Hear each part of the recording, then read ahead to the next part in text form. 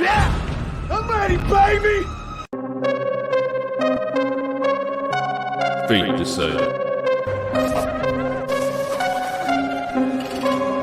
Let's get this party started. Craving something scary. Hello, Sydney. It's an honor. Killjoy Jake. Don't you swear at me, you little shit! Don't you ever raise your voice at me! I am your mother! Watch Zone. What's the boogeyman? As a matter of fact, it was.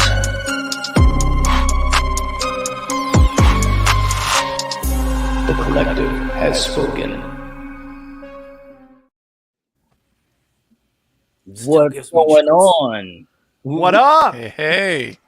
He's shimmying. What is that? No, I said your voice, the collective has spoken. It still gives me chills. I love it. All right. Love it. All right. All right. So here we are, guys, ready to rock and roll Friday nights. You know what's up. How's everyone doing in the chat? We see all you guys, the usual suspects, plus some others. Welcome. So anyways, let's get this thing going. Actually, one thing I want to say, first of all, I want to say congratulations to Steven crossing 4,000 subs. Thank And you, bro. man, Thank you, guys. I'm telling you, man, it was so nice to see that.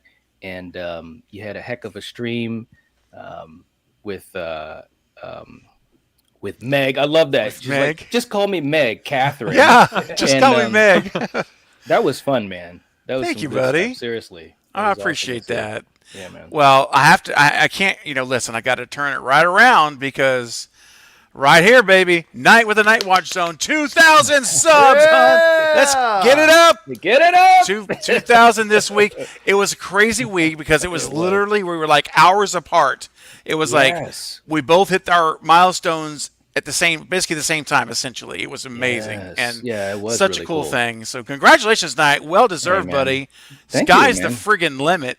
And Yeah, man. And Fate and Jake, let me tell you, you guys, your big milestones, your next ones are coming up very soon. That's right. Because knocking on seven's door.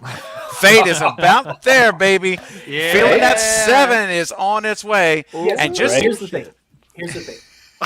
I have to get to 10K before Jake. My entire life goal. Your whole life just to mess Everything me up. I can never let Jake forget it. His whole life. We're gonna be 80, and I'm gonna be like, "Hey, Jake, Dude, remember if you when I get there passed you?" before, that would be hilarious if you got there Right? before me, honestly. That'd be great. Right? I'm gonna make Be a awesome. whole video about Oh, yeah. I'm better than Tyler would be Josh. dropping The whole videos campaign. like every 60 minutes. seriously, like your subs will start going backwards. Like we can't take it. The feed's just going to crash. It's too many notifications. Like, YouTube every would video I'll crash. start with like, "Hey, what's going on, everyone?" So, Sydney Prescott, and also, by the way, before we jumped into it, I passed Jake at 10K. It's like that was 3 years ago. Dude, Dang. like, let it go, man. Damn. Well. Speaking of 10K, Jake is on the crust. He's on the cusp of Yes. 10,000 subs. And dude, Right, you man. Yes. congratulations. First of all, you're almost Yes. there. Thank You're you. almost there. So Thank you, the thank you. journey is coming close. And now Tyler just gave you a lot of fuel. Oh, Fuel yeah. at the fire, because now you got to double your content because you know Yeah. he's on your hindside right now trying to catch you. So I'm all scared awesome. now. I'm shaking in my boots. Right? Oh, Carrie, man. the tentacles have spoken. The That's all I gotta tentacles say have about that. tentacles have Tentacles spoken. have spoken. Never enough tentacles on this page. I guess Never not. enough. Tentacle Oh power. my god. What's up, tentacle Denisha and Eric from the Bearded Entertainment? Emma's in the chat. Zoe is it? Let me just What's say, up, man. Zoe? So, When whoa. you guys were on the other night and you guys kept going and Eric was like fueling the stream and so forth. I Oh, was just yes. Man, I was at work. I couldn't really chat or anything. Yeah. But I was like, man, they're still going. But seriously, that was a great stream, man. You guys Oh, are thank you, rocking. man. We had a Seriously, good man. time. We Yeah, were I going to could do 2 tell. hours, and then it turned into like 4 hour, almost a 4 hour live Right? stream. And Zoe at the end of it, he's like, man, I don't even know. He said, all those, it's just crazy when I get on. And anyone from the collective is just crazy. And I was like, Right? it's what we do, man. We do crazy well. That's kind of our thing. Yeah, and Fate made an appearance. Fate Yes, Fate I put a saw- challenge out, and I they saw responded that. with a super chat. And I here was it like, comes. what? Oh Well, I my messaged God, man. Zoe after your live stream because I was like, because this literally the same thing happened on my live stream with Zoe the Friday before. I'm like, Zoe, you're good luck, man. I gotta Yeah. you gotta be on every stream Yes. now. Right? Exactly. Joe has to make the rounds, man. Seriously. Hey, look. Like, damn. Nice Zoe's voice, getting gets passed the around more than it tentacles was in loose. Jake's movie. Oh, Oh dude. yeah. Oh, the scene with Zoe and Fate is got to be the hottest lovemaking scene I've ever seen in my life. Oh. So- Whoa. Oh. They were Now so Zoe- eager to film it that they filmed it already. Like it's already in the can. It's done. Don't worry, tape is coming soon, only on OnlyFans. That's right. Only on- That's Stu Train, baby. Oh, Thank my you. God. Thank you so much. Appreciate that. Yes, definitely congrats. Necessary saying congrats. Thank you so much. Thanks, I have Amber. something. I have something to get us started with Stu without getting into craziness. Oh god. That's what you say now. So no, I'll contain myself. I just have a question. I like all your opinions. What if Stu was the opening scene? Of the next one or 7? Either or, like 6 or 7. Like what if they established him and he was like he just got out of prison, all of that stuff, and that's what starts the killing. Like, you know, especially if you have like survivors or whatever, and they want to stop the bloodlines, you know, the Mockers and the Loomises or something like that.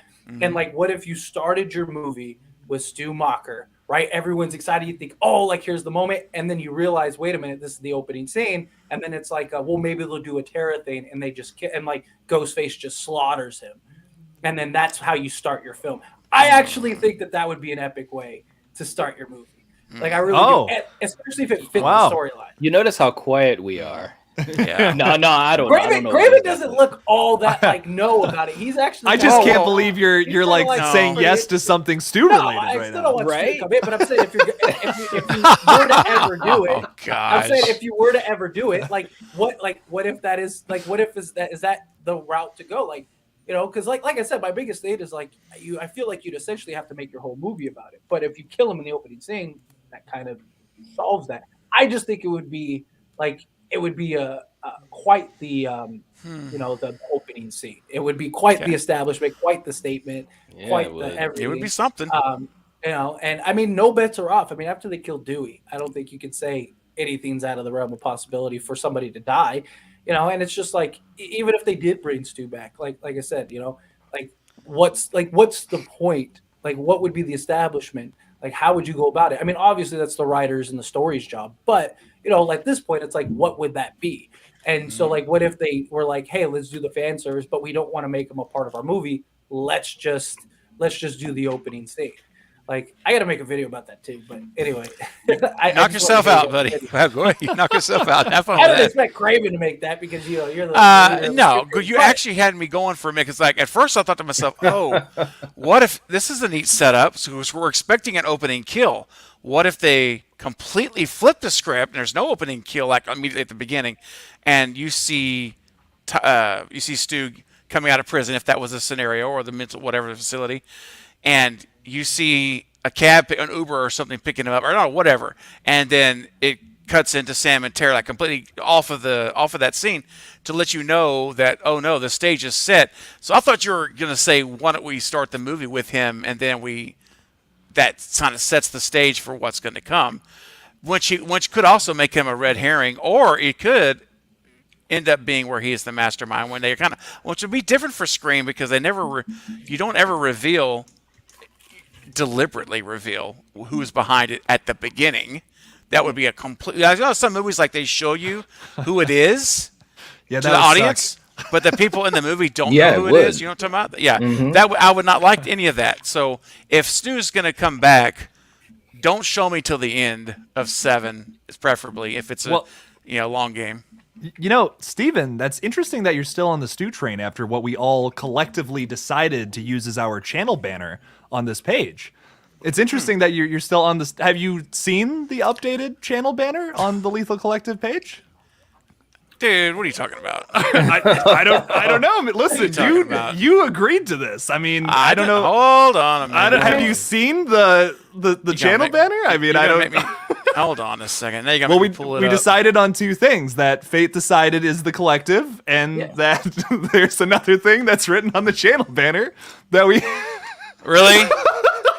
Wait, Okay. Hold on. Now let look me here, just- buddy. Wait a minute, hold on. Hold on. Just slow your roll. Hold Look. on. As 1/4 of the collective, I do not approve of this posting. Take it down.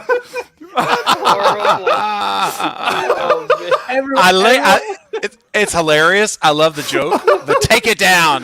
Everyone in the chat, if you haven't seen the Lethal Collective, Oh, the banner, dude. you gotta go watch it before we have. All right, Go look at the Listen. banner. If you're a Cravenite or you're in the Stu train, get those hashtags going to take this banner down. We cannot stand for such blasphemy on the channel. No, Thank I you, love Gary. Thank you. I mean, hey, That's awesome. It establishes two things. One, there it is. It establishes two things. One, that I am the collective, and two, that Stu is dead. It's okay. You know what? It said get over it. Oh man. Oh, let me just go log in as the Lethal Collective. I'll take it down myself. How about that? I have the power. There you go. I have the I'm power. gonna change the password right now, so I know when I can get it. So, Steven, when I made everybody a background banner, that was the one I sent to Fate Decided originally, like as a joke. But then I was like, oh, no, I got you a real one for that. So I thought, Nice. we thought you'd appreciate that. I don't You don't. appreciate it at all whatsoever. I hate it, but I love the joke. I think it's great. Okay. It's awesome, man. Actually, it's really good. Dan, you rock. Thank you. That's right. It's my job to establish my dominance. Does the Lethal Collective have any mods? No. We need to start assigning some mods. I know a couple of people here that would be great moderators. Right? Knights are mod. Zoe says I get around. Yes, he does. Yeah, loves that Great. emoji face. Oh my gosh. Like the town bike. Everybody gets a ride. Oh my god. Oh, So appreciates that. Keep that banner up. oh man. Zoe Crawford, you know what? You are a guest on my channel. We talked about it. I resent your comment right now. No, thank you. I don't see anybody going against it. I don't see anybody saying like, "Oh, hashtag take the banner down." Or anything. I see somebody else. There's somebody else that said hashtag keep the banner. Yeah. You know, Yeah. Corey. Oh man. This Yeah. is You know what? That's hilarious. See? Hey, the people have It's spoken. people want to keep it because it's a great joke, especially with you and me. It's like it's funny. I get it.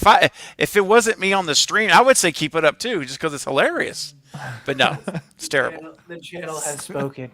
The channel. No, We, no, it we has all, not. all four of us have collectively agreed on that. No. kidding. We've No. Hey, majority rules. Majority rules. Nope. rules. I feel It's a not how poll it- I feel a poll coming in soon. Yeah, we got. Oh, We'll do a community tab poll.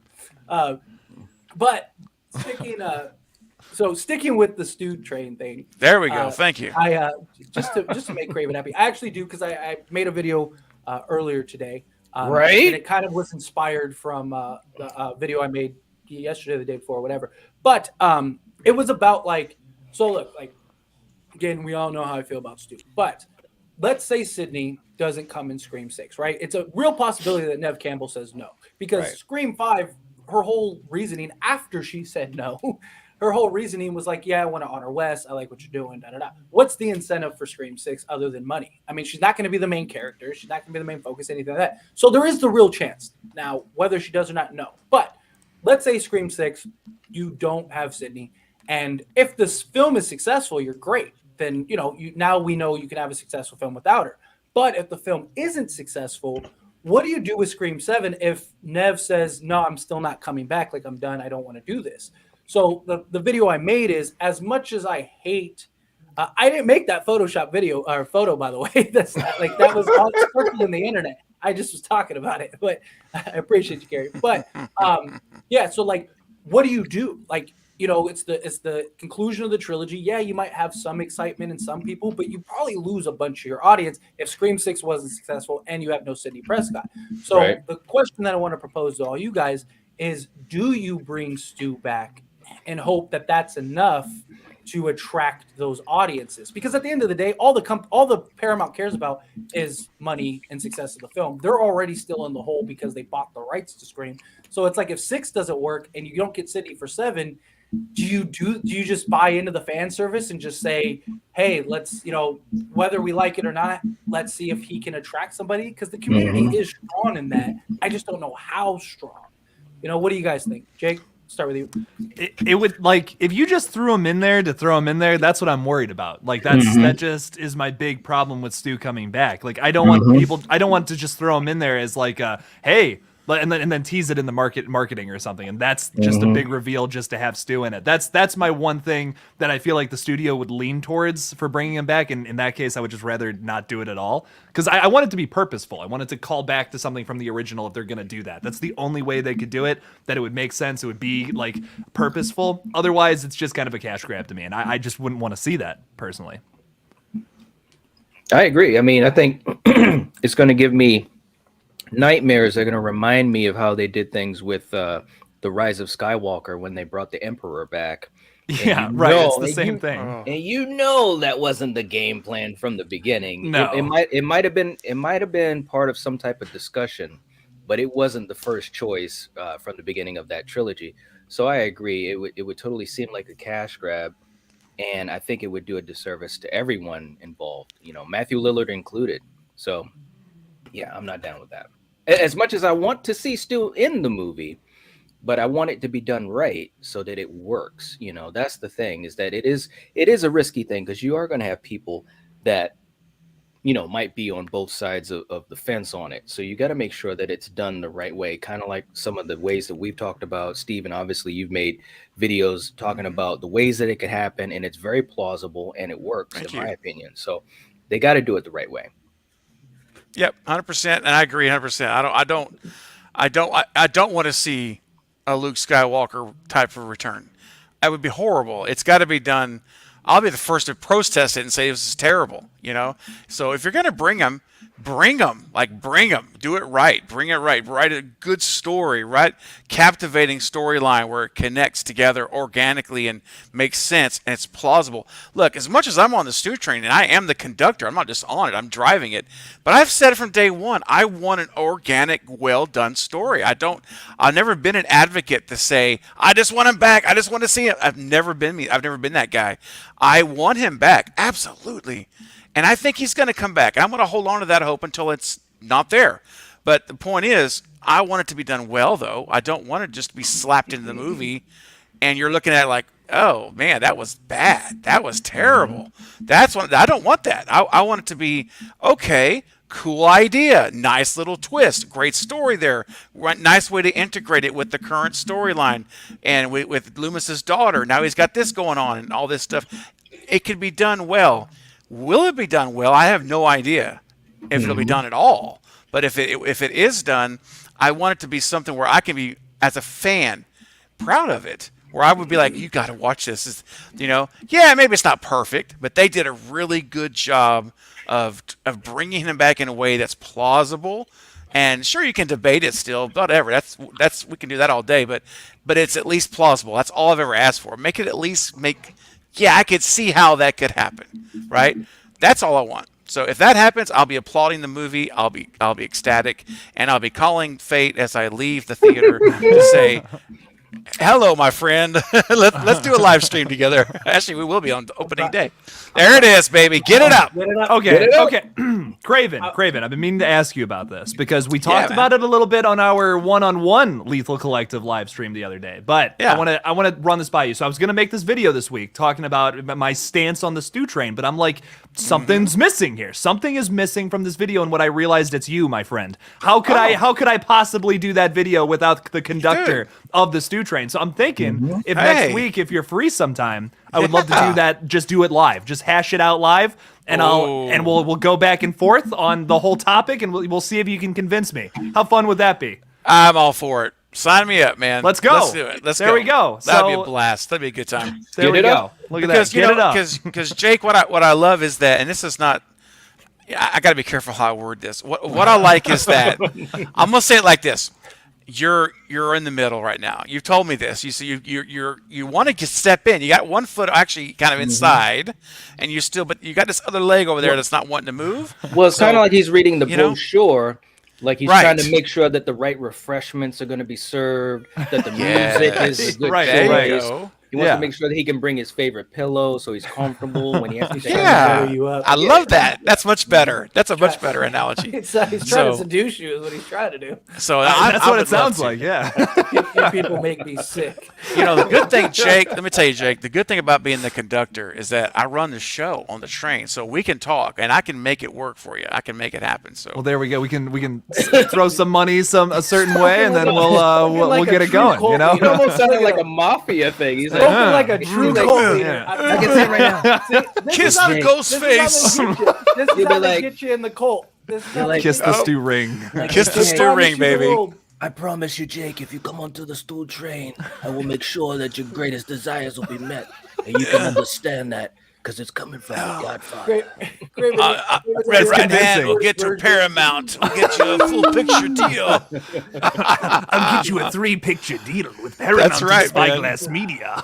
Yes. Did you see Direct what Screen Jen 7. said? Did you see what Jen said? This is hilarious. Jen, come on. Oh, Jen, come on, man. Sometimes That's a low blow. We're At some trying point. here. It's hard for four of us. It's Come together. suspicious that whenever Fate's on the streams, we are 10 minutes late. I mean, I'm just saying. you guys were late last stream. I'm not that late. I I mean, don't think so. I don't You guys were know. late the I don't last two. know. I wasn't here.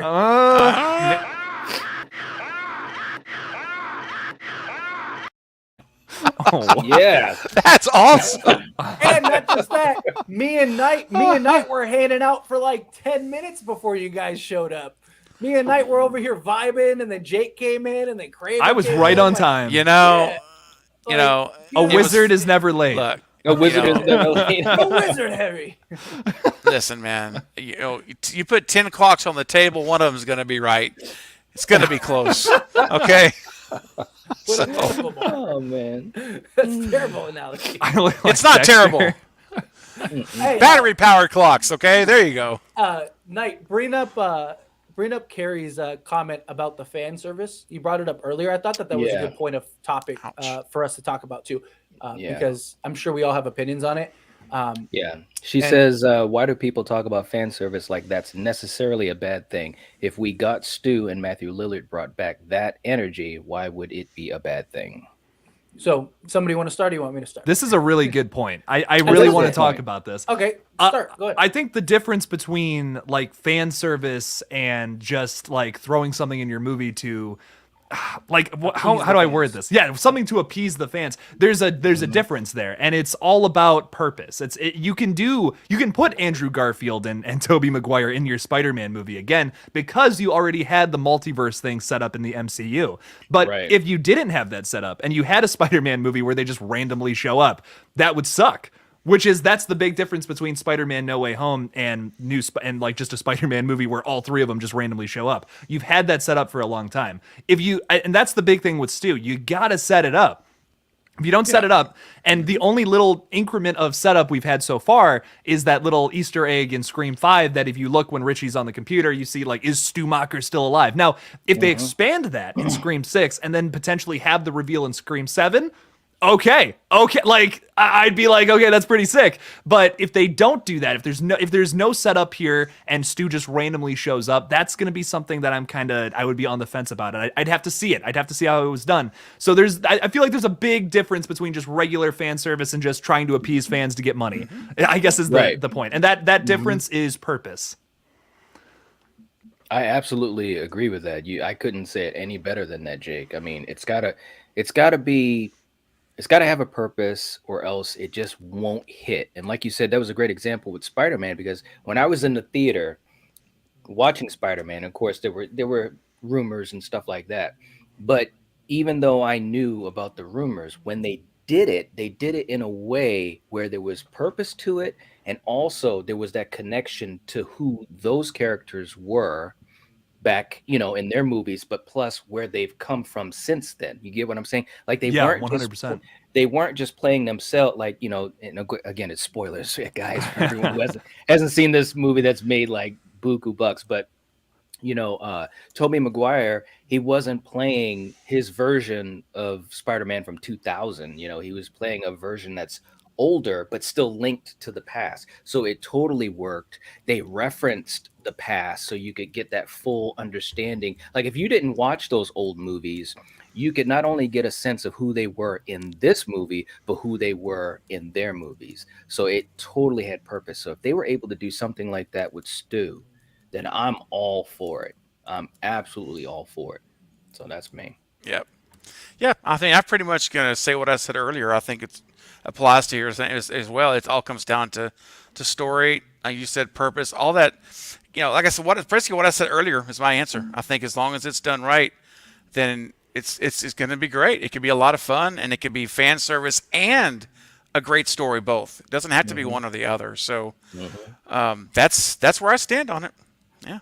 Did you have something you wanted to throw into that, Tyler? Because I've got something that's kind of, well, it's actually different, but if you got something to add to this. I could just, you guys explained it well.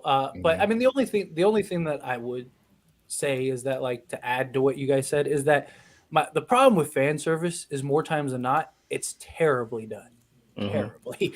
I mean, we have countless films that have done it for pure fan service, and it just isn't execution. And that's the problem with fan service, is that you get the fan service where studios buy into it, and studios are like, oh, this is what the fans want, let me do that. And more times than not, instead of making just their own movie and their own fluid thing, they try to force feed the fan service, and it's just it's not what people want, it's not what people expected. And so I think that that's something we always need to keep in mind. Like, I do think appeasing to fan service is inherently bad based on what we've seen, what history has told us about that. I mean, even just not even just movies, everything, like anytime that, people bend their will to the fans, it usually doesn't turn out that way, because, the problem is too, is that everyone has their own interpretation of what they want. So like having Stu return, yes, a huge community wants Stu to return. But out of that community, they all have different thoughts and visions and ideas of what they want to see for him to return. So even if they do say, do it the right way, they do, make justifications, they do explain in the story, do all that stuff. Like, I bet you half of those people on the Stu train are all going to be like, that was terrible, they should have never have done that. Da, da, da. And that's always the problem you run with it, is that fan that's service, anything. That's anything. Yes, exactly. But that's my point, is that that's with anything. So why would you appease in a fan service when you could just make your own movie, and at least you made what you wanted to make? And and now the fans just have that thought of like, oh, I wonder what would have happened, as opposed to now I'm upset because now you ruin future films. Like, that's the problem. That's my issue with fan service. But yeah. So go ahead, Knight. Unless somebody wants to. Did you want to add to that, Stephen?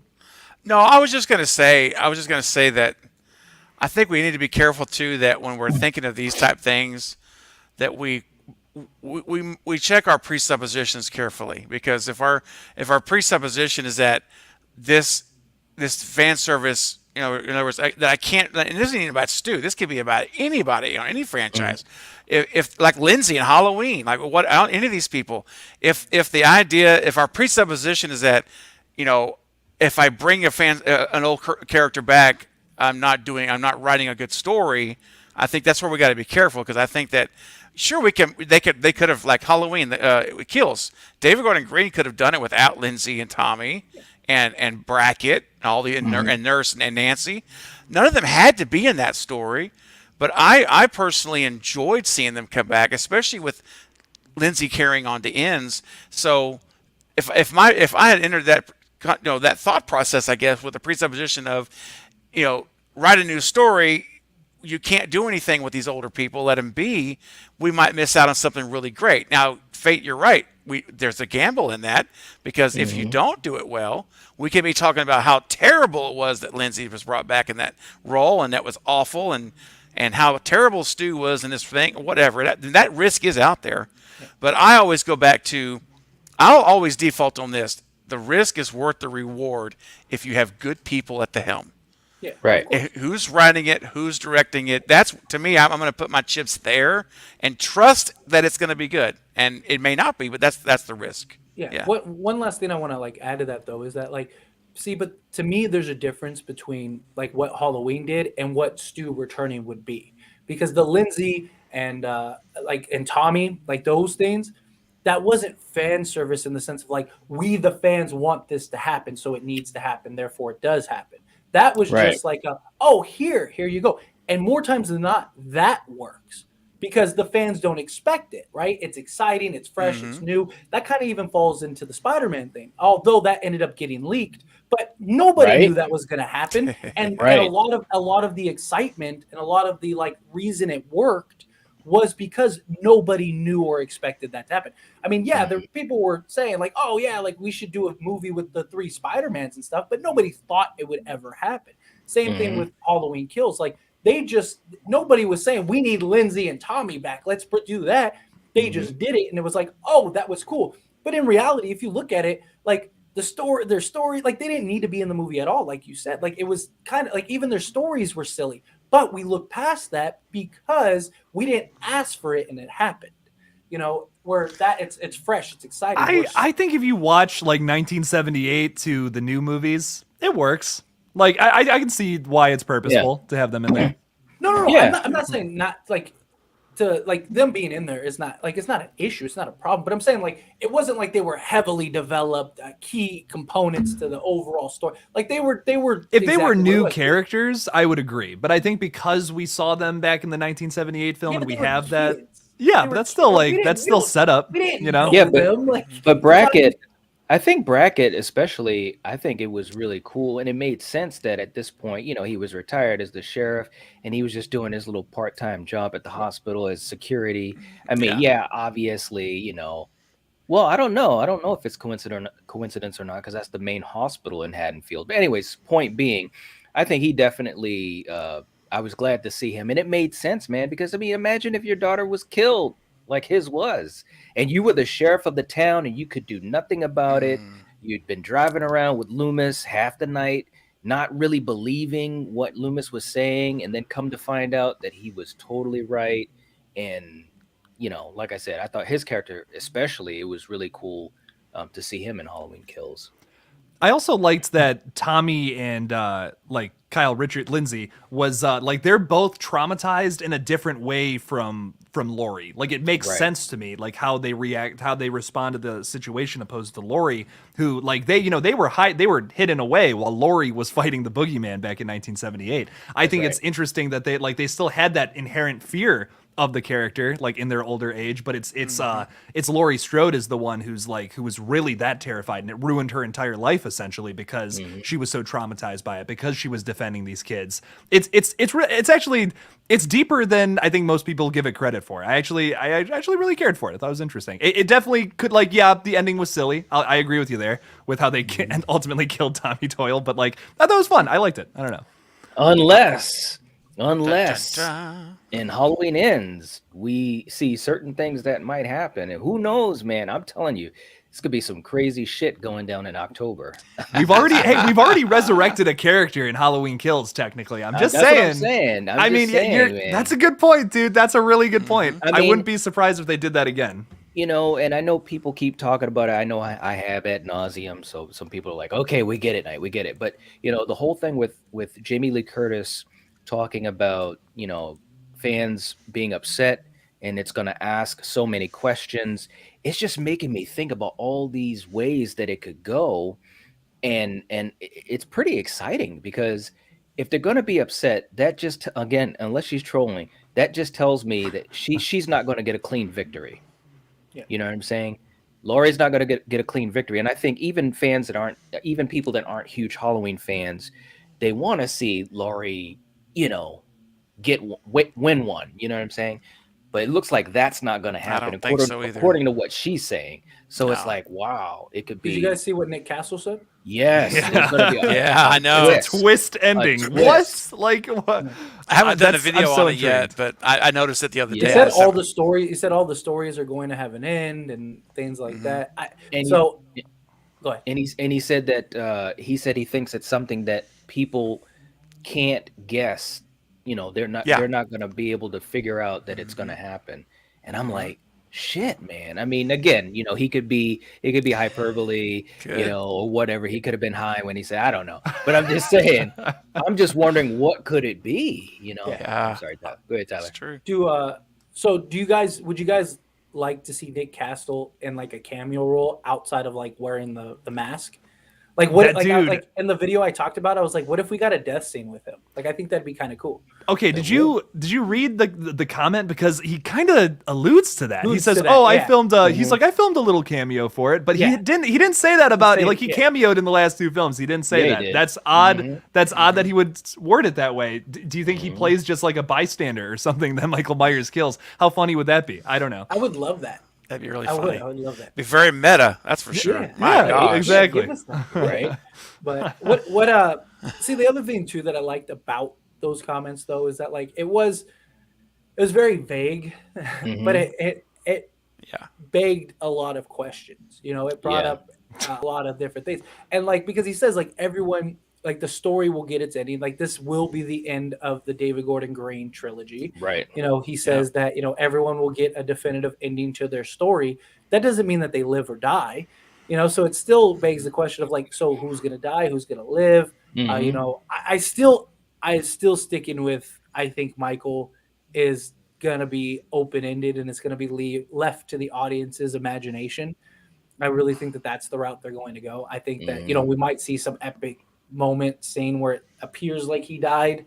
But I just think unless you blow him up or, you know, decapitate him like an H2O, I don't think you're ever going to get a definitive conclusion. Like, you know, if like, you know, whatever, if he, you know, they pump him full of you know, acid or something and he just It's like Saw 6. Yeah, like the needles come down and that was rough. That was rough. That's a tough scene, man. What if like what if Brightburn just comes by and grabs him? Oh gosh! Throws him on the radio tower. Throws him on the pin of the radio tower. Flies away. Oh man! Something I was thinking about the other day is like, you know, like he always comes back at the end of the movies, right? This has been a recurring theme in a lot of the Halloween movies. It's always it's almost like a running gag throughout all the films. But there you go, wood chipper. There we go. That'd be sick. We haven't had a good wood chipper death in a long time, honestly. Right? The last one I remember is Tucker and Dale versus Evil. That was awesome. And that's a good one. But that's also a Supernatural reference too, where it says like wood chipper trumps everything.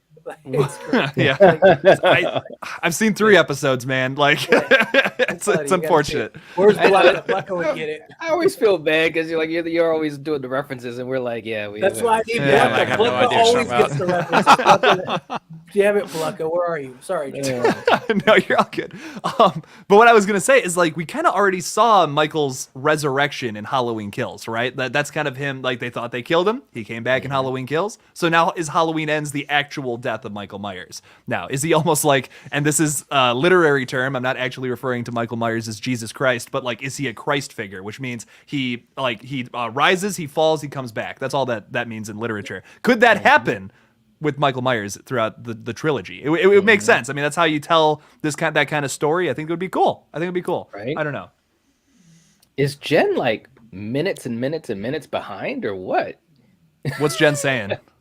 She said, I hope that the stream starts soon. Where are they? What?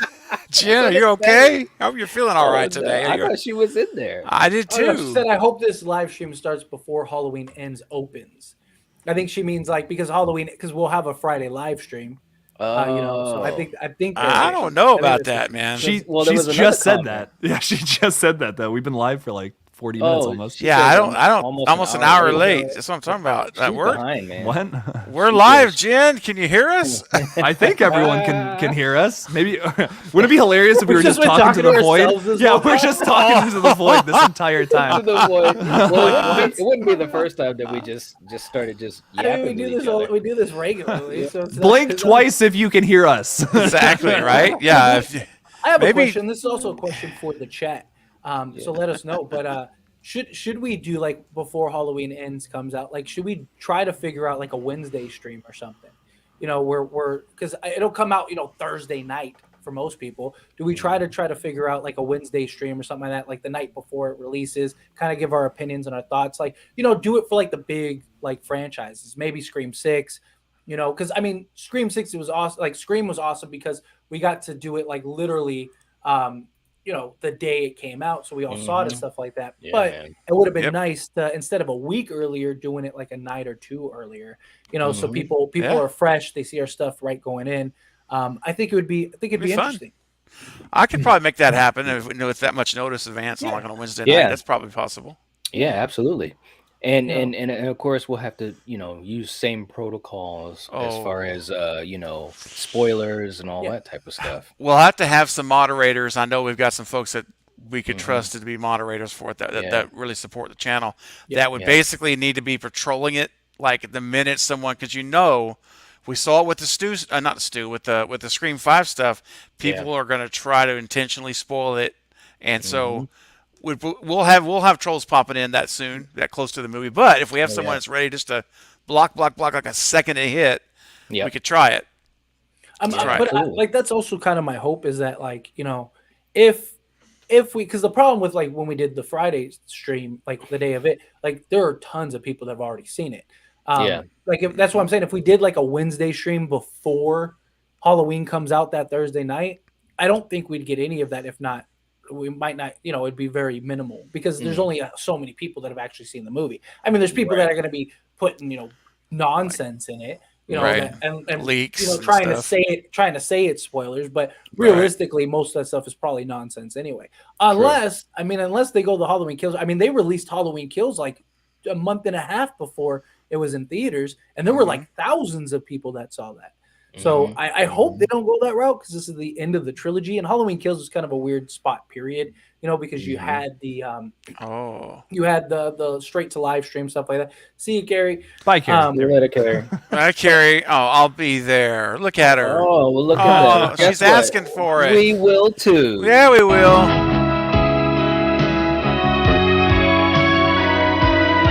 Get it up.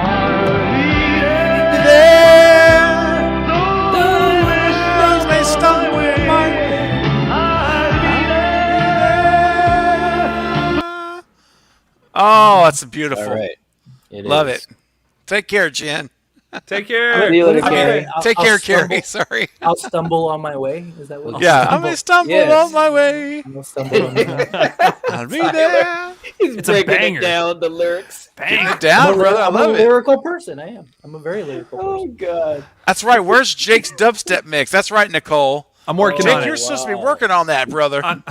I'm working on a lot of things right now. It's coming. It's coming. I promise. We'll just make it like each of us will just do a different beat with our mouths. Oh no! Just like everyone go nuts. Yeah. That'd be Oh my gosh. That sound awesome. When did it start? We are 42 minutes in, Jen. Yeah, we're 42 minutes in, Jen. 42 minutes. Yeah, we've been going for quite a while. Oh, she just refreshed her browser, and there we are. Oh no, that's awful. Oh, wow. Sorry, Jen. Sorry, Jen. We've been kicking for a while. Yeah. But welcome. Yeah. I appreciate you here. Glad you're here. None any less. Sometimes YouTube's weird too, because like it is weird sometimes. The other day I was watching a little bit of Craven's live stream, and I had it playing, and then I looked, and it was like it said it ended, and I was like, he just did like a 20-minute live stream. Like what? Yeah, and it like, but like I played it like wherever it was at. Sorry. I know. It's I'm all right. sorry, I know, Jen. I know. That's terrible. That's an awful thing to be thinking that you're waiting for it to start and realizing it's been going for 45 minutes. That's a horrible feeling. We should be ashamed like, of ourselves. These guys are taking forever. Yeah. Fate must be going on some kind of tirade backstage. Right? I know. He's got this like she must have been thinking he was like doing some speeches or something. And Jen, I'm a diva. Jen, we feel so ashamed about that. Shame.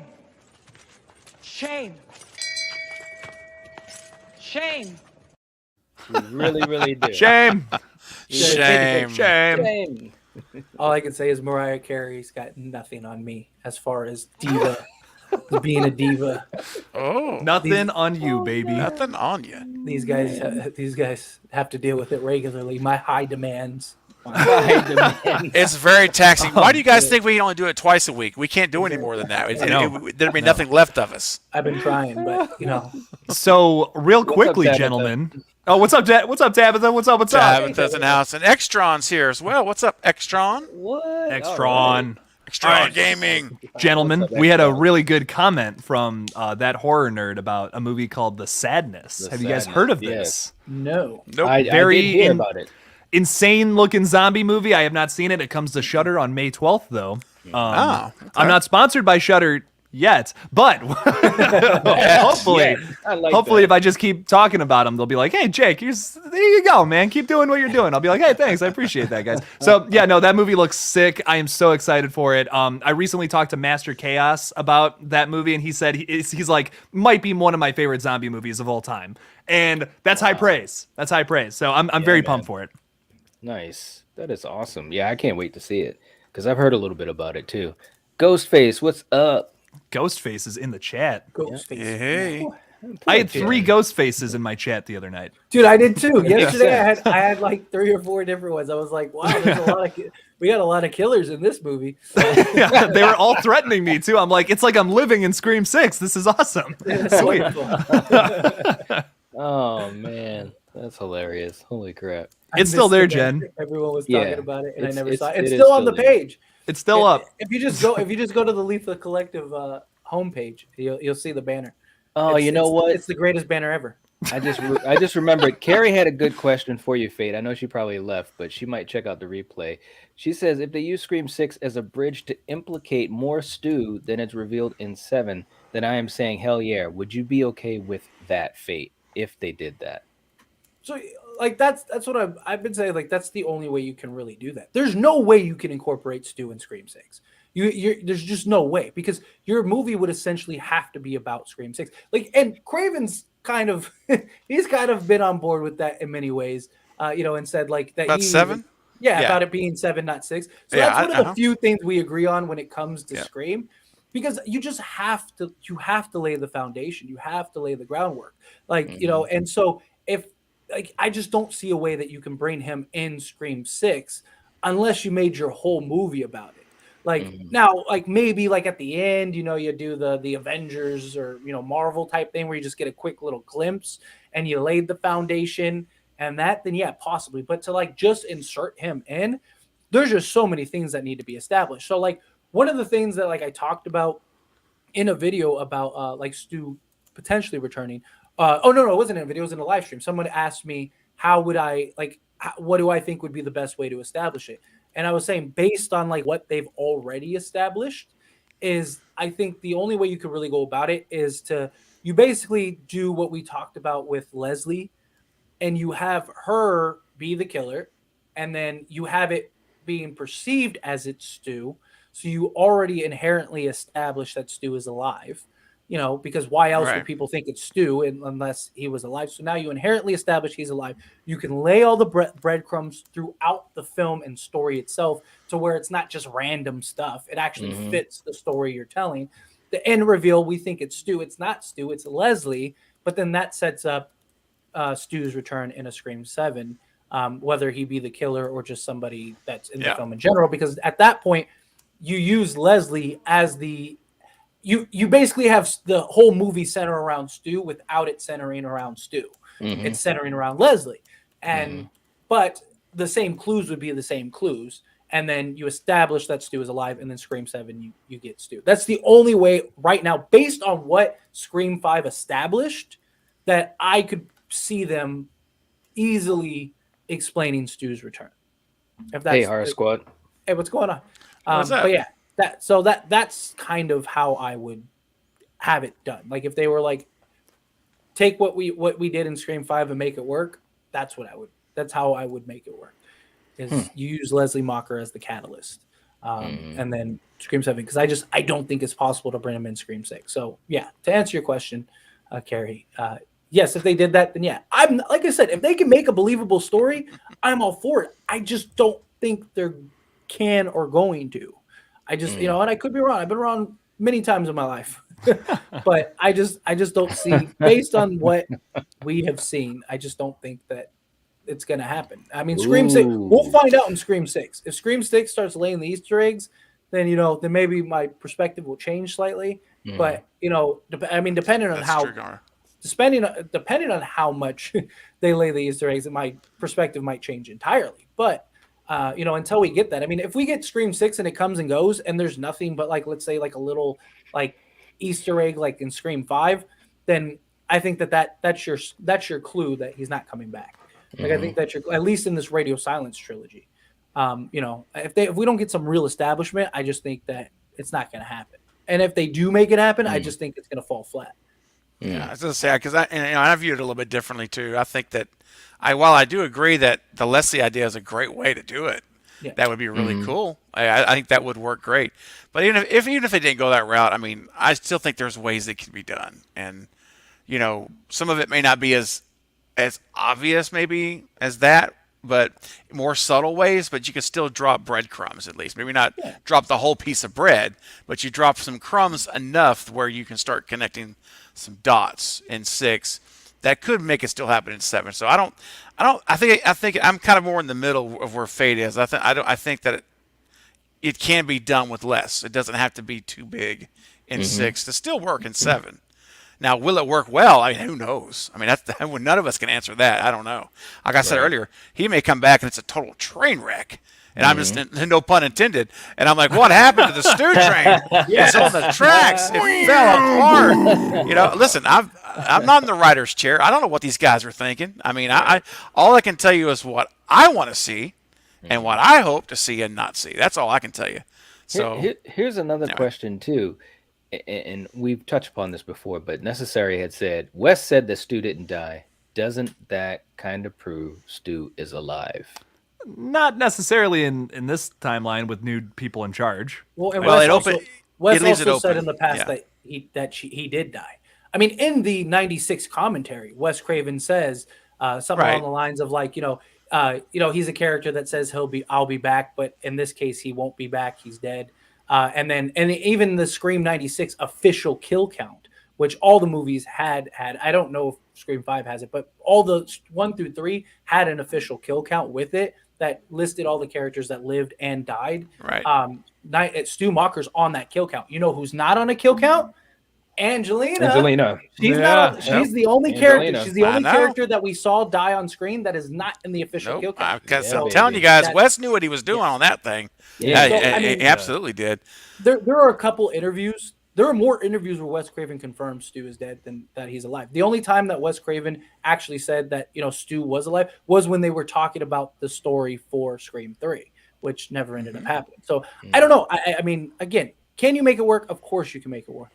Will they make it work? I don't know. That's yet to be seen. I just, I just have never liked the Scream 3 argument, because there was a lot of things that were supposed to happen in Scream 3 that never happened. Sidney was supposed to die. Randy was supposed to come back. Stu was supposed to be the mastermind. None of that happened. I mean, obviously, because Sidney was in Scream 5. So I just think, when you're making a movie, you're throwing out a million ideas. Some are great. Yeah, let's do that. And you go certain directions and you pivot it.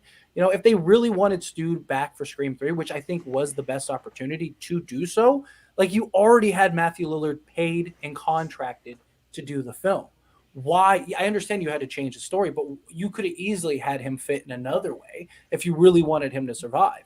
And they did it. So that means they paid him to be a part of a movie that he never was a part of. Like that's pretty telling. So that means whatever happened, whether it was the Weinsteins, whether it was Wes, whether it was Kevin that said, you know what, I don't want to go that route anymore. Somebody at some point said, we're going to squash that idea, and they moved forward. So I just don't think that is an argument. And that's the number one argument I see more than any argument. And I think that there are much better arguments than that. But that's always the one argument that people always bring up. Well, in Scream 3, they were going to kill Sidney. Like, so what? So Sidney's dead and Stu's alive? Is that what we're doing? Like, there's, I don't know. It's one of those things. I agree that Angelina could be alive. But why would Angelina come back? Not even. Well, let me. So much to be said, and just not enough time. Let me ask. Let me ask all of y'all. So little time. Let me ask all of y'all this. to put the Stu stuff aside, let's put that on the shelf for now, because we all know where it's going to go. Hold on a second. I think it's only fair that we have some response to that point of view. Okay, all right. You know what? Go ahead and respond. And Fate is completely entitled to that view, and I respect him for it. But here's the thing. Jake's about to take a drink. And here, no. This is not going to turn into. After I say this, I'm not even going to say his name anymore. So, here's my view on that. Okay, yeah, he was dead in 96, but 2000 is later than 96, not before. And so at 2000, there was a change in mentality, enough to the point where a script was greenlit. They were 3 weeks from shooting. So basically, here's the way I say it. And I know that, there's different scenes weren't shot and stuff, and plans changed. I do understand that. But what I feel about that is the very fact that Wes was going to move forward and shoot and have him under contract, that Stu was alive, even though they had to scrap it just because the Columbine had. But again, I understand that, but and why they didn't use him for another script, who knows? I have no idea. But all I can say is that in their minds, 3 weeks before shooting, he's alive. He's not dead anymore. So he was dead in 96 when they did the commentary. He was dead when they did the sheets and the enclosures and all the inserts. In the year 2000, things had changed, or 99, I guess, whenever they filmed it. And in their mind, he wasn't. So it does. Here's what it does for me. It opens up the door for any creators after Wes to use him again. Because if you look at, they didn't film anything with them, but at that point in time, you could make the argument. It's not even an argument; it's fact that Wes and Kevin did have him alive. The script was done. So based on that information, as a content creator, as a filmmaker, as a filmmaker, Radio Silence, for example, or the writers or the studio or whoever's doing it, they could at least say, you know what, Wes and Kevin did have him alive after the events of 96, and so we could bring him back. We have that to stand on those shoulders and bring him back. That's all I'm saying. Is that it's at least out there as a possibility, just like Kirby is. Wes went on record and saying, that Kirby was going to be alive. He planned on doing more with Kirby. He even had her do a slight move so that people would know, and she was going to return. Well, what did Radio Silence do? They worked, and that didn't happen. That never happened, right? I mean, we never saw another 5. We never know what happened but the point is, that Wes said that, and what they did is they honored that, and I thought that was really cool. Radio Silence said, you know what? We know that Wes wanted Kirby to be alive, so we're gonna in this movie we're gonna acknowledge that, and then we're gonna put this little breadcrumb about is Stu Macher alive? And I know it's it's a conspiracy theory thing and all that, but the fact that they put it in there was still a nod. So that's all I'm going to say about it. I'm just going to say that the question she asked was, does it mean he's alive? In my mind, it means he can be. That's my answer to that. Yes, he absolutely can be. That's all. But anyway, that's it. I'm done. Okay. I want to answer a question. Go, Angelina. I'm not gonna. I mean, we've each said our sayings. You spoke, I spoke. That's it. I'm gonna let it go. Believe me, there's a lot I could say, but I'm gonna let it go. So to answer by bipolar, I said, wait, Sydney was supposed to die in Scream 3. Sydney was supposed to die in almost every movie. Right. Like they actually made the plans to get, like they had Scream 2 also. Yeah, Scream 2. Cotton was supposed to kill her. Scream 3, Roman and her were Roman. They were basically supposed to die together. Roman and Sydney, and that was supposed to be your send off. Scream 4, Jill was essentially supposed to get away with it, and then they were going to leave it open ended with both Sydney and Kirby, where at the end of the movie. You would have gotten we got a live female here or something along those lines, but we wouldn't have known who it was, and the only people it could have been was Sydney or Kirby. And then Wes said later on, which makes us think that they were going to move off of Sydney, is that Kirby was supposed to survive. Right. And then so if that's the case, that means Sydney would have died.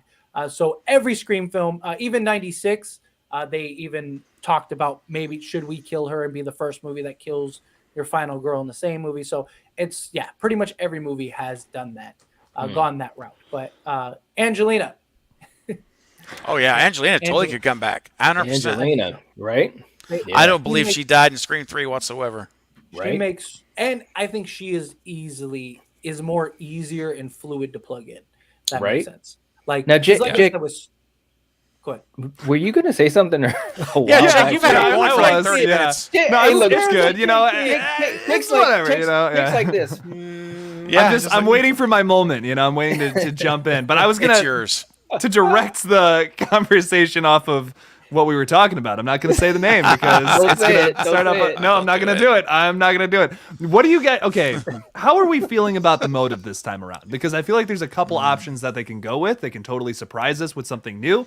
Do they kind of do something that fits with the last movie's motive? Like, is it going to be something along those lines? Is it going to be completely something totally different? Nothing that has to do with Richie or Amber at all, like concerning their motive or their characters. See, this is why you're not allowed to talk. People care about the Stu stuff. I care about that. That's cool. That's cool. God. Get it up. This isn't Screw called the that. Lethal Jake. It's called the Lethal Fate. That's what it's called. You are the collective after It all. doesn't look So like it. No, it's not a serious. It To answer your could. question. No, it could. I actually think they can go either way with that because I think that they did establish enough, like with the Reddit thread or Dreadit thread, whatever it's called. With that and just the tie-ins with Leslie and Christina, I think they could go that route. They could go the good old-fashioned revenge. I hope that they are more creative, like with the motive. Like I said, I would love to see like a Thanos level motive where it's like I think I'm doing good. But yes. But in reality, it's terrible. But you almost kind of understand. Like, if you had a Ghostface where it was like, I'm gonna take on, like, why are you doing this? It's like because of your bloodline, because of all of you people, like Ghostface is just gonna keep coming back for whatever reason. If I kill all of you, think of all the people that will survive. Your lives, take your life. Saves, who knows how many people, 100, 1,000 people. Look at Sydney. Think of how many people died trying to get to Sydney. Where if Sydney just was killed, all those people would have been spared. So I would love to see a motive like that, where it's like, I'm doing this because this needs to stop. And the only way that I can make this stop is to kill all of you. Killing question for the of greater morality kind of thing. I totally agree. I think that would be sick. That would be very cool, man, because then it changes everything, and it also opens up, like, the way I'm looking at it.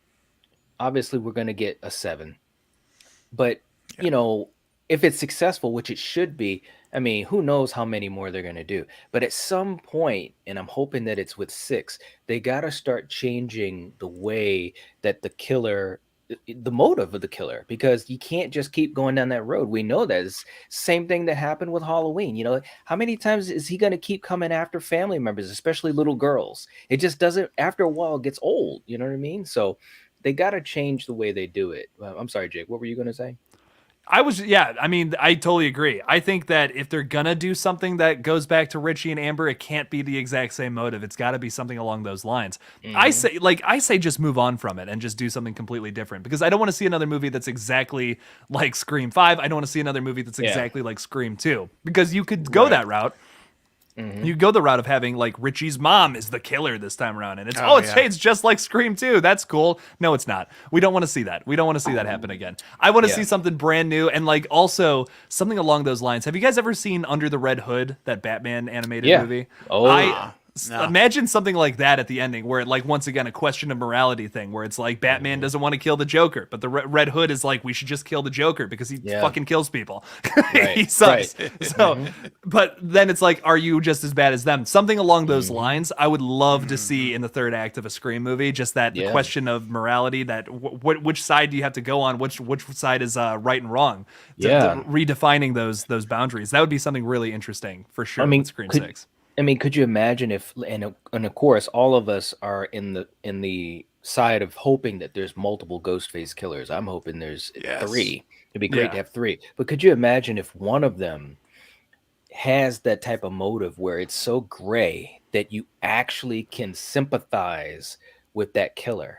You get what I'm saying? Yes. Totally sympathize and almost say, geez, man, maybe on a really bad day, I might have been that person. You know what I mean? That would be sick.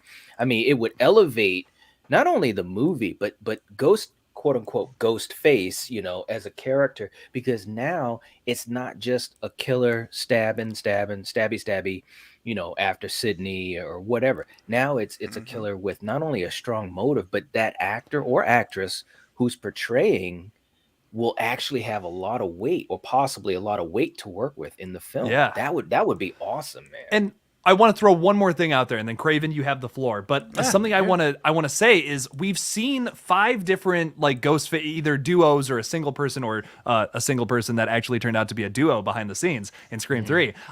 We've seen all of them have a motive. If it's towards Sidney Prescott, if it's towards killing whoever, whatever, it's always been for a selfish reason. I would love to see someone try to go after these people, like Fate was saying, for something that wasn't so personal. Something that was actually for the betterment of like humanity. That would be so interesting. Like, why did you come to this conclusion? How did you get there? Like, how did this happen? That's something I would love to see in a Scream film. That would be different enough. No matter what way they went, if they just made the motive not something personal or about themselves, like something that they're trying to get retribution or whatever. How about do it about like the betterment of humanity, betterment of society? What does that look like? What does that Scream film look like?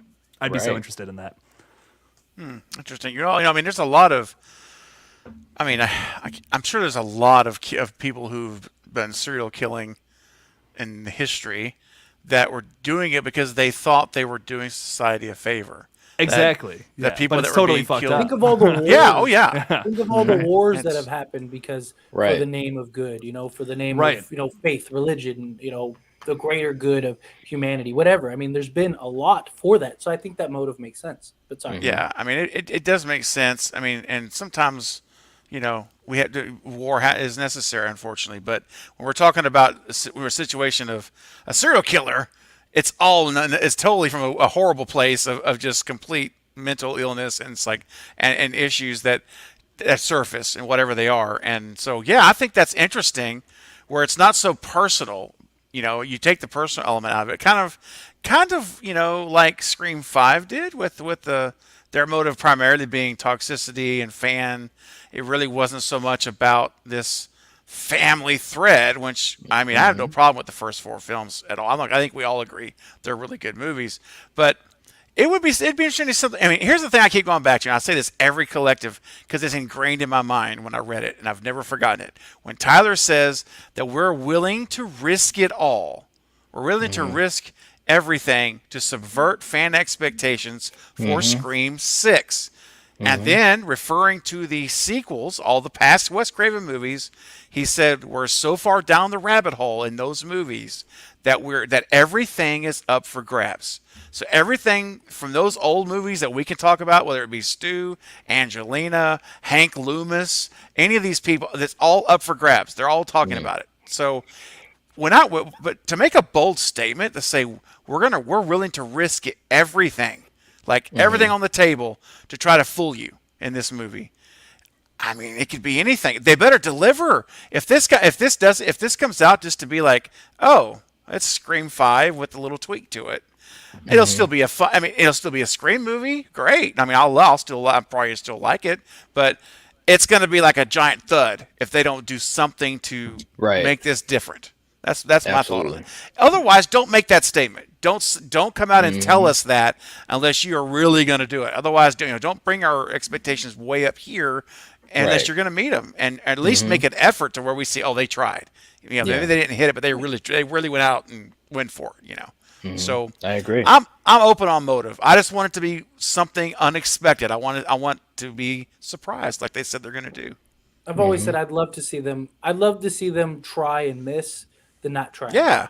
I'd rather look back and go, yeah, 100%. Hey, you know what? I hated that, but guess what? At least they tried. I respect that. But one last thing I wanted to add to this conversation is that, like, I mean, if you think about it, we've had 3 motives that have been roughly the same thing, trying to, bring and improve the movies, right? You had Mickey who was obsessed with sequels and wanted a sequel, right? And he wanted the trial and wanted the movies, right? And then Scream 4 was Jill wanted to be Sydney. She wanted to be a part of it. She wanted a movie about her. She wanted that. Yeah. Scream 5 was about getting stabbed, back to the point. Like, so we've done that on several occasions, especially the last 2 movies. Yeah. It would make sense that you would go even the opposite route of that, where somebody wants to stop the movies. Like I said, like, how do you stop that? Is you you kill everybody that's a part of it, and Right. then there you go, type thing. Like, I mean, I'd like it to be a little more intricate than that, a little more well thought out than just like, Yeah. oh yeah, I just want the movie stop. But essentially, I mean, like, like I said, if you want the killings to stop, like the proposed idea I threw out there, like that, like, yeah, I mean, you could even add that to that. Like, yeah, like the movies need to stop, everything needs to stop, Ghostface needs to end. I mean, even Gail, like Gail was saying, like, I'm not going to write any more books about this because she realizes the impact. And I think that kind of motive would fit Scream 6 because they established that. Like she's writing a book of Dewey, she's not writing about another set of murders, things like that. Although I wouldn't be shocked if she is for Scream 6, if she right. Well, I got to piggyback on that, and this is an idea that's not original. It's been done before. Wes Craven actually did it himself, it may be, I may be in the minority here that think this might be cool, but piggybacking on this idea of wanting to stop movies from being made, what if you were to go New Nightmare, and we were to actually have Nev Campbell, Matthew Lillard, Jamie Kennedy. I mean, they're actually in the movie as themselves, and we have a real Ghostface killer in the real world, not Woodsboro, actually in the real L.A. or wherever that's at, wherever they want to do it at, and actually going after trying to kill the original actors and who are inspiring all of this madness and the stab films. I don't know. It's breaking all kinds of walls because in the Scream universe, it's the stab movies. It's not Sydney. It's not Nev. It's Heather Graham, right? Not Heather Graham. Oh my gosh, Tori Spelling. Tori Spelling. Yep. So, but we don't want to see all those people. Give us the. Let's be honest. We want the OGs in here, so we'd have to figure a way to make that work writing wise. I don't know how you would do it, but New Nightmare I thought was so ahead of its time, so unique that Wes had all them playing themselves. I thought that was so cool, man. It was great seeing Robert and Heather with their scenes together. It was so. Like, even back then, like, it didn't get the love it deserved for sure back then. But even as a kid, when I saw those scenes with Heather and Robert just chilling and they've always had, a great relationship, obviously anyways, but it was so cool seeing that, man. So that would be pretty cool. Was. I gotta admit. Personally, I hate the idea. For a Scream movie. Well, no. I love New Nightmare. I love the idea. Yeah. I thought Scream 3 was about as close as you could get to that with doing it well done. And I mean, that's basically what it was, right? I mean, it just, instead of Nev and them, it was just the stab cast, but things got real, right? So that was their New Nightmare style movie. I just think because I've seen many people bring that idea up, even for Scream 5, when I first started videos, people bring that up. I just wouldn't like to see them in a Scream Nightmare. Yeah, right. But I don't know. I would like them to be more creative than that. Like, not just that, but it's like now you're just like totally copying Wes. Oh, it's a total copy. Absolutely. You know what I mean? Like, I want to see show us what radio silence can do. Show us what, like we were even saying it for Scream 5. Like, like the fear is that they were going to try to make a Wes Craven movie without trying to make a Wes Craven. And yes, there were elements of radio silence in it, but they did. They tried to make a Wes Craven movie, and it wasn't a Wes Craven movie. Like, it was very apparent. And I enjoyed the movie, but like I've said, I understand why people did not like Scream 5. My first response after I saw the movie, I've said this on several occasions, it wasn't like the movie was good or bad. It wasn't anything like that. I literally, like, my girl asked, like, how did you feel? And I was like, people are going to hate the movie. The fact that was my first response tells you something. Like, just because I knew, I was like, they tried to make a Wes Craven movie and it didn't work. The movie itself, I thought, worked in many ways, but there was a lot of issues, and I understood why they did it the way they did it, and I have an appreciation for it. I do still think it's one of the better movies in the franchise, but I would have liked to see a little more creativity, and I'm hoping Scream 6 is that film. Like, let's be creative. Let's stop. It's gotta happen. It's gotta happen with this. Every Scream movie has been the exact same movie. The exact same movie. You have Sidney Prescott, some random person's brother, cousin, uncle wants her dead, and you rinse and repeat. Scream 5 was the exact same thing. It's just with Sam. I don't want to see that. I don't want to see them try to replace Sidney Prescott with somebody else, because you're never going to do it. So, like, make it about the sisters or the Carpenter family or the entire group. Or if you have a motive where it's like I said, it's somebody that they just want to kill everybody. Well, then it's not about just one person; it's about everybody. Let's change it up. Let's switch it because eventually the franchise is going to get stale.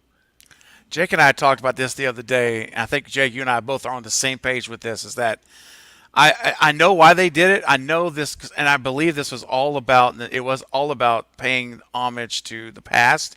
And I think that, and I appreciate that. Like Faye, I do. I actually think that was great that they took the time to do a lot of this stuff. But one of the issues I have, and I will say this too, this may be a hot take. First of all, let me say this. I like Scream 5, okay? Let everybody hear me. I like the movie a lot. I do. But I will say that after multiple viewings now, the shine gets a little less shiny each time I watch it. And I almost start to like it less the more I see it, but I still like it. All right, so it's not a bad movie. There's just some things that bug me in this movie, and some performances bug me. But the one thing, Jake, you and I talked about the other day that I think might have been a mistake in 5, and I wish they would have done it differently, was the final act, the climax of the film in Stu Macher's house. I think the mistake was going into that kitchen where you were going to heralded territory. This is Stu and Billy's scene, and you're in that same kitchen. I mean, replicated, but that same kitchen. Yeah. And I'm sorry, dude. I don't care who is in that room. They're not. Yeah. It's not going to meet the level that it needs to meet. I wish they had done it in a different place. I really do. Not even Stu's house. Right. Somewhere else. My thing about it is it wasn't a shock, at all, because they gave us those set photos of showing Stu Macher's house in the background. It was very clearly 261 Turner Lane. There's no way to deny that. And they present it in the movie. Yeah, and it's in the trailer. Yeah. They present it like it's this big shock, with that awesome shot of Sam. And it's it's a great shot. And if I didn't know that going into the movie, badass, this would have been sweet. Right. But it wasn't a shock at all. The first shot, we're at Amber's house, I was this is Stu's house. Okay, yeah, cool. Yeah, and then they try to play it off oh, it's this big shock. Oh my god, the whole third act's gonna take place here again. That's crazy. It really, I was whatever. It wasn't okay, I knew that. They should have. That's where you should have put the reveal of Sam being Billy's daughter. That would have been the best. That would have been a good place. Bam, right there, and it's oh, that changes everything now. It all makes sense. Yeah. I don't know how they you'd have to rewrite the script entirely, basically, to do that. You couldn't have the Billy Loomis flash, the Force Ghost Billy. You'd have to do it differently. But I feel that's the big, to me, that and what happens to Dewey. Those are the two biggest shocks of the entire movie. And Amber, Amber's reveal is maybe my favorite part of the entire film. But yeah. What would have had to be changed though? The only thing you couldn't have done is the Ghost Force Billy, right? Yeah. But you could have done that at the end, after, in the car scene, maybe she starts seeing him after. You could have done something like that. But outside of that, I mean, you could have done the exact same film and just had the reveal at the end. Sam comes back because of Tara. Sorry, go ahead. No. Me and Craven talked about this the other night. That's why I'm oh yeah, wait, I actually know exactly what I remember now. So what you could have done is had the illusion of, oh, maybe this is Billy Loomis. Why does she have it just have it as a voice in her head, and it's Skeet Ulrich's voice, but it's not super identifiable at first. But then you get the reveal from Tara, maybe that oh yeah, she just told me that she's Billy Loomis's daughter. You could get it naturally through some kind of conversation from her, and then you see then Sam goes to the house at the end, and then you get Billy Loomis maybe has a reveal in the third act. I feel that would have been a little more shocking than kind of just throwing him in there at the end of or the beginning of the second act. You know what I mean? Yeah, it's kind of how they pace that surprise is a little strange to me. And if they would have done it that way and not have focused so much on Stu's house being this big reveal, you could have set that up a little better, and it would have punched a little harder. They did harder. it almost backwards. Yes. Well, I agree, man. Oh, go ahead, Knight. Well, I was just going to say real quick to piggyback off what Jake said. When I was watching it, I really thought that reveal should have been later as well, because it didn't seem like it just didn't feel like it was the right moment, so to speak. And then, of course, first 10 minutes of the movie. Well, that's what I'm saying. Yeah, it's kind of so a weird place to put it. And it felt like I was in a crowded theater, and when I saw it, I was and there was silence in the theater. Nobody was oh god, there's Skeet, or whatever, you know what I mean? And that was kind of telling too. I don't know how it was for you guys as far as theater experience, but it just seemed like it was too early. and it didn't seem like the reveal had enough pop to it, and so I don't know. But You anyways, could have I'm set sorry. it up between like her and Tara, like having some kind of internal argument, about her, like Sam leaving and all that. You could have set that up throughout the whole movie. It would have been great character development for both of them going back and forth, and then have that drop, and then it all makes sense why Yeah. Sam had to leave. It's like, oh, it all makes, it's like crazy twist. Like, bam, you get that twist, then you get the reveal of the Ghostface killers. That would have been a really cool way to pace that, put it all right in the third act. It would have been a little slower of a film, which I can see as maybe one of the reasons why they wouldn't have wanted to do that, because you'd have to do a lot of build up to all those surprises. There's kind of the one thing I will applaud about Scream 5 is there's like a surprise every like 25 minutes essentially. But how I guess like if I were in charge, and how I would have done it is saved all the surprises for the third act, set everything up, slow burn up until the third act, bam, just dynamite explosion in your face. Yep. Because you know what? You could have had Sam taking her antipsychotic meds just like she's been doing, show us, and let us hear her talking, but don't show anybody. Let her keep, she could say something like, stop it. Like, get out of my head. Please, shut up. Quit. And it's like, what is that? Like, what am I watching right now? It's what's happening? Yeah, and then you get the reveal at the end. And in the car, like when she could look in the rearview mirror, just don't show who it is, but talk to them. You know, no, just like I mean, we're all like, oh my gosh, it's dying. What the heck? Think of the suspense it would have added. Right. The all of tension this and all that. And for for Melissa, and that would have given Melissa a lot of nice things to work with as an actress, and then she would have had more more variety in well, that too, because of course she'd have to do a good job of that, but you're assuming that she'd have obviously the ability and great direction, she could have just been like totally like wacko in those scenes, and it would have really made us key in more on her and what's going to go on after that. So I agree with that, Steven. That would have been so amazing. good. Could you imagine scenes where she's like, Tara's like, what's wrong, Sam? She's like, he's talking to me again and he won't stop. You're like, who? Right. I can't, it doesn't matter. I can't tell you. I mean, I would have been like, oh my gosh, I'd have been on the edge of my seat. Who is it? Who is this person? And then all of a sudden you see in the mirror, and you know what? You could even say it non-verbally. She could be in Stu's house and she looks in that mirror and Billy's there. And we realize all along who she's been talking to and and it just would have been epic. It would have been drop the mic moment for this movie. It would have. It would have. I didn't have a problem with everything culminating at Stu's house. I just think it was a very lackluster third act. Agreed. I think that was the problem. After the welcome to Act 3 moment, which in my opinion was one of the best moments, even though that is just a blatant copy from what is it, Scream 2 and 3, or sorry, 3 and 4, where welcome to Act 3, welcome to, and then they say the same thing to that. But yeah, like even though that's a copy, like the whole sequence was amazing. But after that, like that was the boiling point in many ways. Yeah. And then you had and then everything else was just very like, just silly. It was just very like slow paced, and it didn't fit the film. And I just think like, I wouldn't have had a problem with the way that they went about it and it being in Stu's house if you would have had more of a reasoning. Like, like Stu Macher being there? Okay, I was going to say. Well, I mean, God damn it. It would have added some oomph to it. Jake's about to leave. But Sydney, right? So there it is. Get it up. Hey. But like if Sydney had more purpose, like if there was like if there was a full circle moment, right? Not saying you had to make Sydney the main character or anything, but if there was a full circle moment reason, like, and let's say it was, you could make an argument that it would have been better if it wasn't Amber's house. Like, let's say it was Liv's house, like it was originally rumored to be, and that's why they have it there at the final showdown, because they want to draw Sydney there. You have Sydney show up, and then it's this big full circle moment of like, "Ha, I got you. This is why." And you establish that, and then also like it would have been a great way to even conclude Sydney's story. Like if you wanted to bring her back, you could. But if you wanted to end it all, you could have ended it there. Like I don't know. I just think that, like I said, in many ways it was a fan film. On a big budget. It was like like a lot of the ideas were what you see in fan films. So to me it was like a fan film version of Scream. Okay, great. You got that out the way. Let's make. I still like. To me though, there's a lot of positive. Like we're kind of dogging on it right now, but there's a lot of things I loved about Scream 5. Is the though. positive though. Yeah. But that's the thing. No, you're right. You're right. That's all we've ever talked about. I mean, my channel is That's nothing. true. I've had people like, is there anything about the movie you didn't like? Because I praise it so much to talk about. And in my live streams, like I'll mention things I didn't like. But ultimately, that's why I don't think it's a big deal that I we still all like the like movie. I mean, absolutely. Oh Like I yeah, said it earlier, was still a good movie.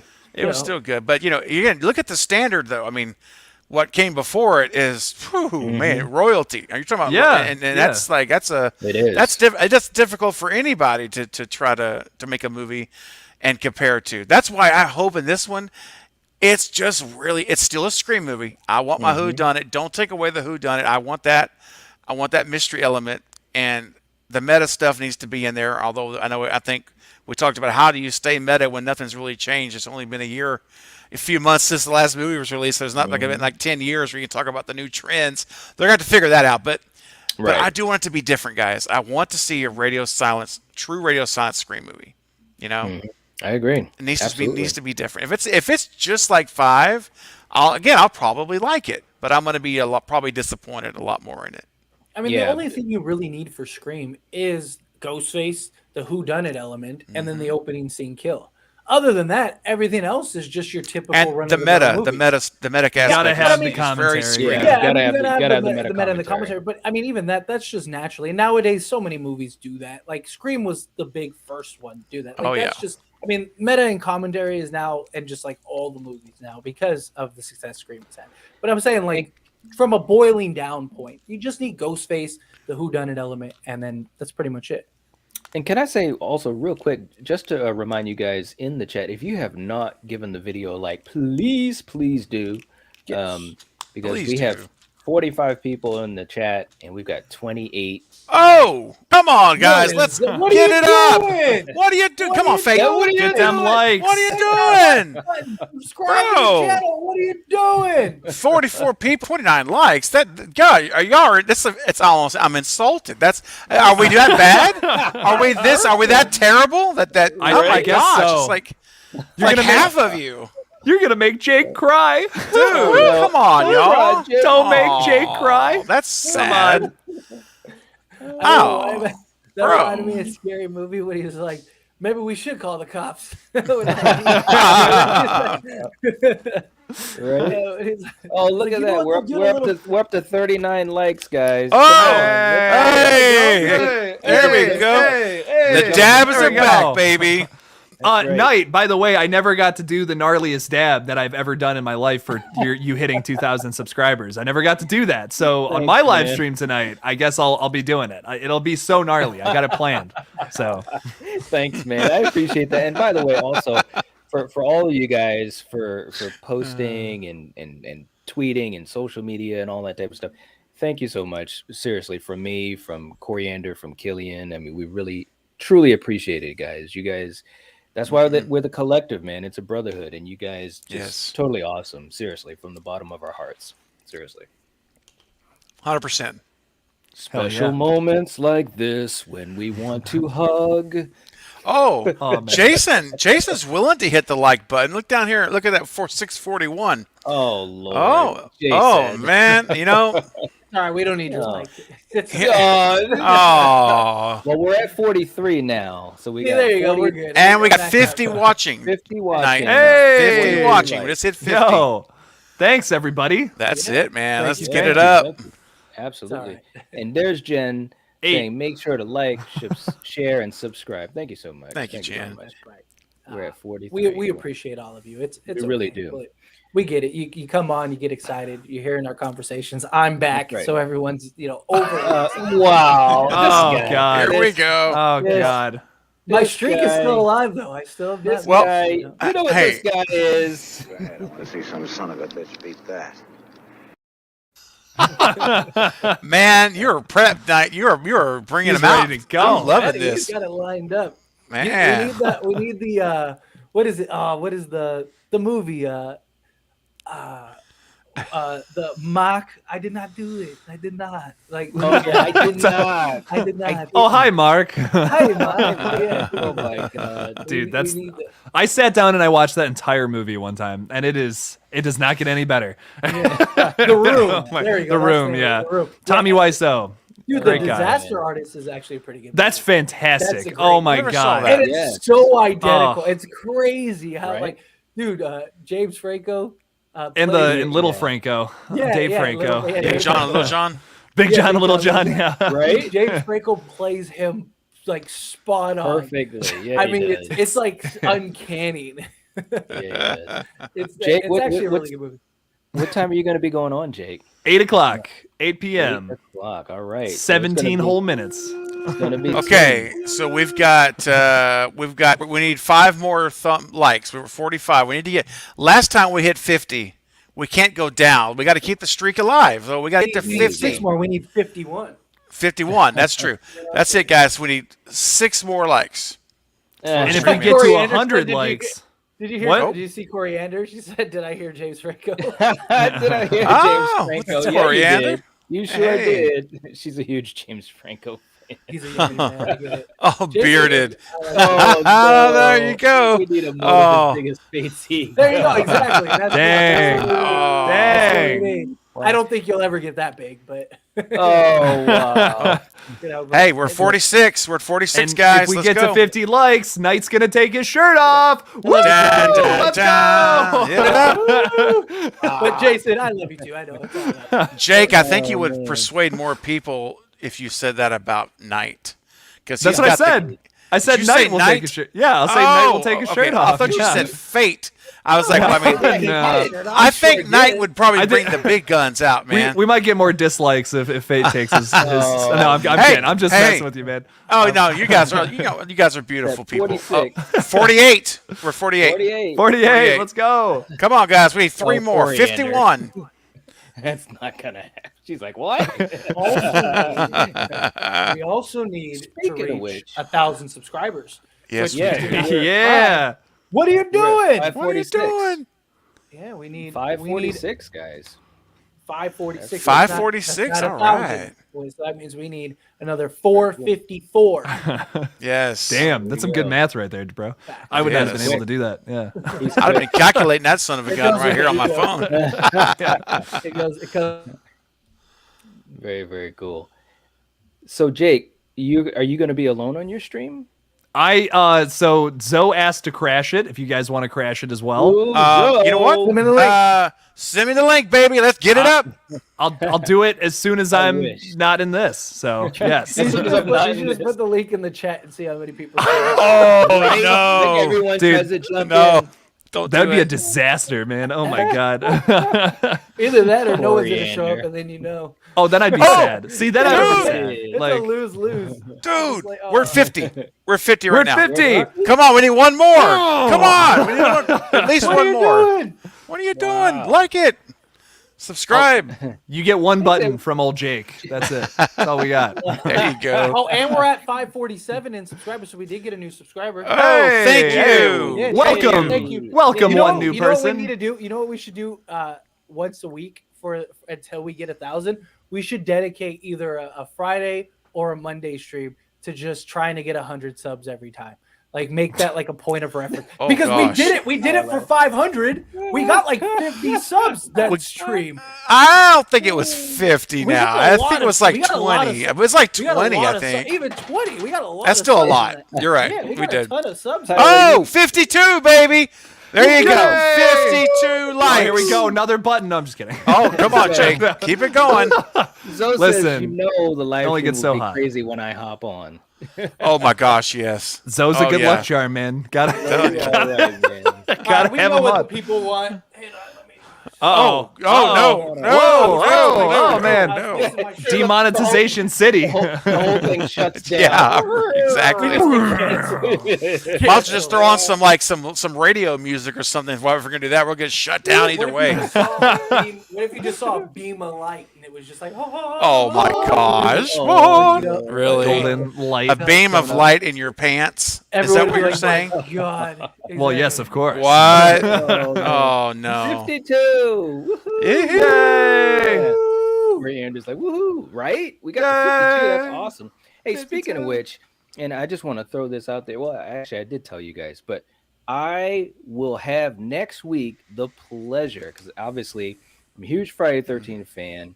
I've got the thumbnail almost already. On Wednesday at 7 o'clock p.m. Eastern Standard Time, I'm going to have Melanie Kinnaman from Friday 13th Part 5 on the Night Watch Zone. Woo-hoo. Get it up! There you go. Get it up. And look at those guns. Look at those forearms. Damn. My gosh, look at those arms. Dude. So I can't see anything but you, Knight. I'm sorry. My eyes just, I can't get eyes off of you. Anyways, so It's true. Poor guy. crazy, man. So definitely, if you guys want to pop by, please do. It should be a really fun time because I'm a huge fan of Friday 13th, and the fact that she's going to come on, I'm totally stoked. I'm totally Heck stoked. yeah, Bro, man. Congratulations, man. That's Thanks awesome. a lot. Really happy for you. Night could put me in a chokehold any day. Oh no, it dropped to 51. We lost one. I did 5 for you. Oh, He just gets demeaned. dab. Somebody just gets Just like demeaned us. regularly. He's just a piece of meat man. in all of our eyes. Oh, jeez. Prime rib. Wow. He's just This is getting like Jake, like you said on the trailer. This is getting what'd you say? It might get Sensual. sensual. Sometimes I like do how it it sensual. zoomed in. Sensual. And I love the zoom. I love just to watch that scene. It was so perfect. good. It was If I had a perfect, dollar, man. if I had a When dollar saw for every that, time I thought about night during the day, I'd Oh, have a lot of geez. dollars. I could quit YouTube. I'd be rich. Oh, coriander. Oh, He's my meat. whoa, my meat. Oh my gosh, Right. You're a lucky woman. You're a man, lucky woman. it's getting hot up in here. Look, man, Dang. you're usually hitting on Jake. Okay, let's stay focused. No, here. Jake's my future baby daddy, but we're, Of we're in the course. present. I mean, we're in the present. it's always I a got bachelor plans party. He can fool around for now, I don't care. Whatever. Until the moment comes, you know. I love you guys. You're too funny. All right, so let's get ready to end this thing up because Jake's got his stream to go into, and Apparently we do too. Zoe's probably sweating up a storm. He's like, "Man, how am I gonna deal with all this? This is too much." But as much as I'd like to say though, I'd love to join the stream. I'll probably jump into the chat for a little bit, but I can't join the stream. But seriously, I know it's going to be amazing because you're amazing, Jake. Zoe's thank amazing, and look, he says. So our love means nothing, Fade. What in the world is going on with course it does. cyber love, Our love means everything. bro? I mean, look it up. Do you This is blame out of me? contrul. There's so many different directions like- with this love There's some triangle. cheating. This is like trash TV. There's some drama going to be started on this. Jerry. Yeah, exactly. I just Geraldo want to on be crack. the cream. Geraldo, dude. Oh, man. I just Well, want to be look, the cream. Broken nose. So look, for you guys that are with us, get ready to head on over to Jake's channel. Yeah. You know where it's at. It's going to be fun. I'm going to be happy in the chat, and it's going to be a great show. Fate, you're crazy, but we love you. Absolutely. We love you, though. Steven, again, congrats on 4K, man. You're Thank you, rocking and buddy. rolling, and Awesome. Appreciate you're, it. you're amazing. He gets Thank a nice send off. Me, I get I mean, You're crazy. well, I appreciate Is that. it you crazy know? that you're a hunk of a man? I don't think so. I mean, I can't deny my feelings for you, Knight. Okay. Apparently, the chat and everyone agrees with me. Wow. Oh man, what's going on here? Anyways, so for you guys, I in have the no chat, idea, Nia. The fact that you're still hanging around, it says a lot, but we really appreciate it. We will catch you guys next time. You know what the tagline is. The collective has spoken. Peace out. Adios, guys. Adios.